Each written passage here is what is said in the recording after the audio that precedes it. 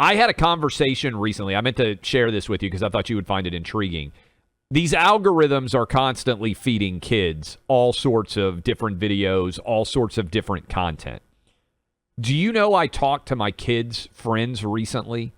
These are kids, like 10 to 16 years old, kind of in the window. I've got an 8-year-old to a 15-year-old. Do you know who the number one most influential person, at least according to the focus group that is my kids and their friends, is right now on any of these social media platforms? Mr. Beast? He's up there. It's actually Andrew Tate.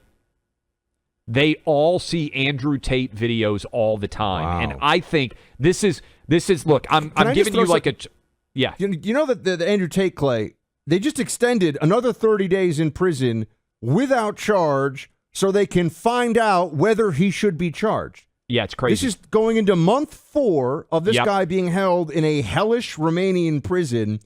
If he was so guilty and there was such bad stuff, they need 4 months to come up with whether or not they're even going to charge. I mean, I'm just going to say it. America's not great with the justice system. You don't want to get arrested anywhere else, though, I can tell you. I want to tell you that this is like a 10 or 15 or maybe even 20-year prediction because these kids, and these are boys, right? I've got 3 boys, so I'm talking to boys. I'm not saying what girls are seeing. I have no idea. I don't have teenage girls or young girls or anything like that, so I'm sure they get fed different things on the algorithm. I think that these young boys today, and I'm talking about this as a dad of 3 young boys, I think that they are told that they are awful as men, right? And I mean awful as men when they're like 7 and 8 years old. That a lot of them are rejecting what they are being taught in school and desperately seeking out masculine figures that do not apologize for being men. And I think there's a desperate yearning, to say nothing of young boys who are growing up without masculine influence in their household, right? Maybe they're getting raised by grandma. Maybe they're getting raised by mom. They don't really know what men are like. That's a huge percentage, unfortunately, of young boys in this country. And interestingly, Buck, what they show is young boys suffer far more from the absence of a father in the household than young girls do. When they look at what outcomes kids have, girls tend to be far more resilient.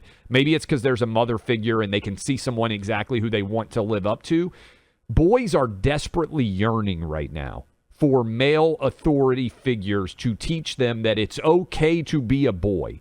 And I hear this now from so many of these. It's not only okay to be a boy. You should be proud of it. Yeah. You should be proud to become a man. Correct. Young men are looking for people to pattern themselves after that involve strength, that involve courage, that involve the kind of person that anybody would want to have around, anybody would want to work with, be near, have in their community, have in their society. And there is an active program to demasculinize us, if that is a word I can use. And we can all see it. Just on the TikTok issue again, to bring it full circle, I think one of the things here that isn't being grappled with seriously enough, Clay, is that the algorithm is meant to be entirely addictive based on what you watch. Yeah. How long are you on it? How that I mean, it's pretty clear. And that's what they where do. Andrew Tate is taking off on TikTok too, Buck. That's where a lot of these kids are being exposed. TikTok and YouTube. He is, I think, the most popular figure on these apps. So he was kicked off all of them, as you know. It's pirate accounts. Yeah, that are putting, that's right. They're grabbing things that he said Yep. and sharing them, and then they go viral.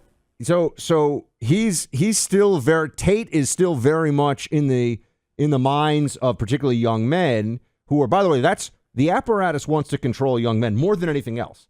Because who's really a problem for you in society? When the young men all get upset with how a society's going, things can happen. They want to be controlled. They want them docile. They want them to shut up and do as they're told, right? That's the people that are telling you to eat the bugs, have low T, cry all the time about all the bad things your ancestors did or didn't do, whatever.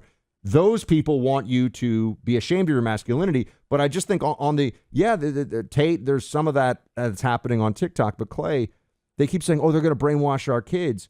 The brainwashing is already occurring. And what TikTok is actually showing people, if you get on it and you start to pay attention to it, is what American youth through their schools, through their entertainment, through what they want to see more of. Yeah. People seem to think that this is just like, there's not some Chinese Communist Party figure who's showing up who's like, America is very evil and like, you should hate America. They're showing people things. Where does all the libs of TikTok stuff come from? Obviously, in the name, they're showing what's already happening in this country, and kids are being trained to believe by the society around them, this is what I want to see more of. This is what I believe in. So it's a mirror in many ways to our current problems, as it is also, I think, an issue for long-term programming and CCP intervention. I'm not saying that's not a risk, but right now it's showing us how actually destabilized a lot of America's foundation has become. I saw a quote. There's a good New York Magazine article. I need to send you the link, Buck, that I read while I was over in Italy. You know, late at night, everybody's in bed, asleep, you're getting ready. And I'll kind of scroll through and be reading all sorts of different stuff. And there was an unbelievable quote from a left-wing mom in Brooklyn. I just wanted to read this to you because I think it's so great.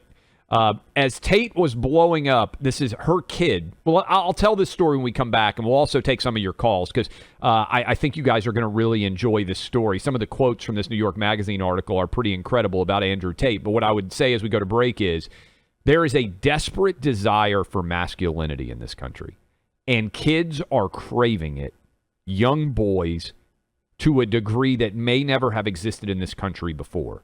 What figures are going to fill the void in their lives that they want to emulate? It's a big question. I think for a lot of them, it's become Andrew Tate, which is fascinating in and of itself. I think on a number of fronts. One, because when it comes to TikTok, we all know that social media has massive. You can opt out, and when it comes to TikTok, I would wager 99% of our esteemed and beloved radio audience is not actively on TikTok. Maybe 95, but 95 to 99%. But 150 million Americans are. They're overwhelmingly very young. It is left-wing dominated. You would, and I did try to post a little bit during COVID, Clay. I got shut down. Couldn't talk about masks. I got striked. So it was just as censorious on COVID stuff as the other platforms. But I think people, it's really affecting because they realize something's going on with kids. Kids will sit. I mean, I see this in airports and restaurants. They will sit and they will go through TikTok for an hour, 2 hours. They'll just sit there, just going through. I mean, and look, people said the same thing about Facebook when it started out. And Facebook was very sticky, so to speak, as a platform originally. People spent, tons of time there. The average was like 2 hours a day on Facebook. Facebook has fallen off tremendously from what it used to be. Anyway, do you want to get some of these calls? Because people are fired but up. let me read this quote from Andrew Tate from this story. We're also going to pull some Tate audio so people can hear some of the stuff. Go ahead. If you aren't familiar with Andrew Tate, we will kind of familiarize you with it. But he is as popular if you have a kid 12 to 17 years old, there's almost 100% chance they will know it.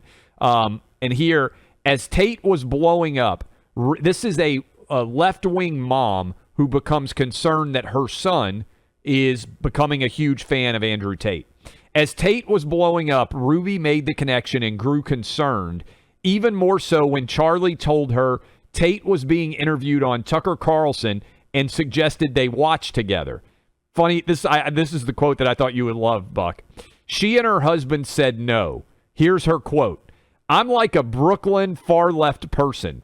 If Tucker Carlson interviewed Barack Obama, who's probably my favorite person on earth, I wouldn't watch that." Charlie, her son, tried to explain, which I love that quote. Charlie, Brooklyn mom, Barack Obama is her favorite person on earth. Charlie tried to explain, saying that liking Tate had nothing to do with politics, but he would watch these videos all the time. His mom said one of the things that she noticed was he became far more self-reliant, and he started doing push-ups and sit-ups all the time because that's one of the things that Andrew Tate argues is you have to have your mind and body physically strong. And what is interesting to me, Buck, is you talk about what's being banned and what kids are seeing.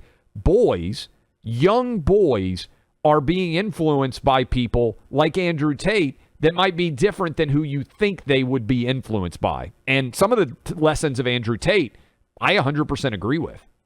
Yes, well, also, I think it's interesting that they hold everyone to this this standard that, they'll say, well, do you agree with this? and they'll pull something where Tate used to be, as he was becoming a more famous individual. They'll pull something where he said, he said stuff that was, for me, does cross the line. It's something I wouldn't.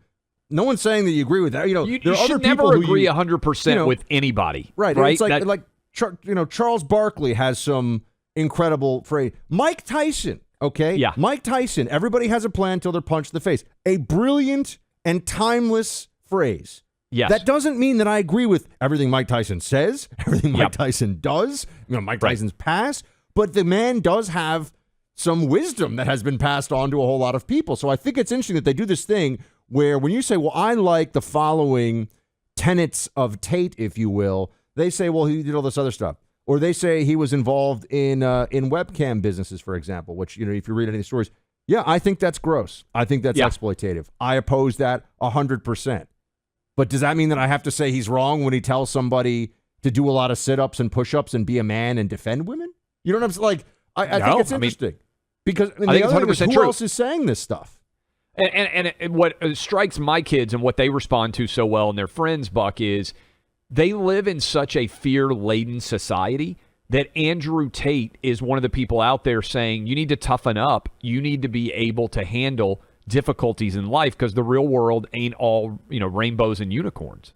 Yeah, I think that's, and especially for young men these days, I want to say we got the Tate clip. Here is just the kind of stuff that Clay and I are talking about when we're picking and choosing from what he says that has some wisdom to it. Play 29. The baseline of masculinity as a whole is the thing that makes a good man a man is that he does what he doesn't want to do. He doesn't want to work and he works anyway. He doesn't want to go to war and he fights anyway. He doesn't want to get up, he gets up anyway. That's the whole point of it. We didn't want to die in the Titanic. Guess what happened? We died in the Titanic. You can't sit there as a man and say you don't feel like it. You're not allowed to not feel like it. You're supposed to do it anyway, regardless. So I sit here, I say that people need to hear that. Yeah. That's important. Young boys need to for young men. It's a great message for young men. And you sit here and you say, okay, also I want to, if it wasn't Biden, if it was Trump in the White House, I know it's Romania that's holding him. The timing does seem suspicious to a lot of people. Would there be a black U.S. citizen, Tate is a U.S. citizen, by the way. Would there be a black American held in like the Romanian gulag for months on end with no actual presentation of charges without a word of protest from the State Department? Really? Just think about the way Brittany Griner was defended in Russia compared to the way that Andrew Tate is being defended in Romania. I mean, Brittany Griner admitted that she took drugs into Russia because she's a black lesbian who voted for Joe Biden. The entire Democrat apparatus demanded that she get out of prison. Andrew Tate, American citizen, mixed race, like you said, dad's black, mom's white. It's almost like nobody cares that he's being held with no charges in Romania. Seems kind of counterproductive and also hypocritical. Isn't it? It's like they're not going to trade the Lord of War for Tate, are they? Remember that? That's what they did. Victor Bout, they decided to make a trade. There's no trade going on here, but also there are no charges because he's being held indefinitely in a Romanian prison, and he maintains he's 100% innocent. And a lot of people are saying, are there politics behind this decision that we're not even seeing?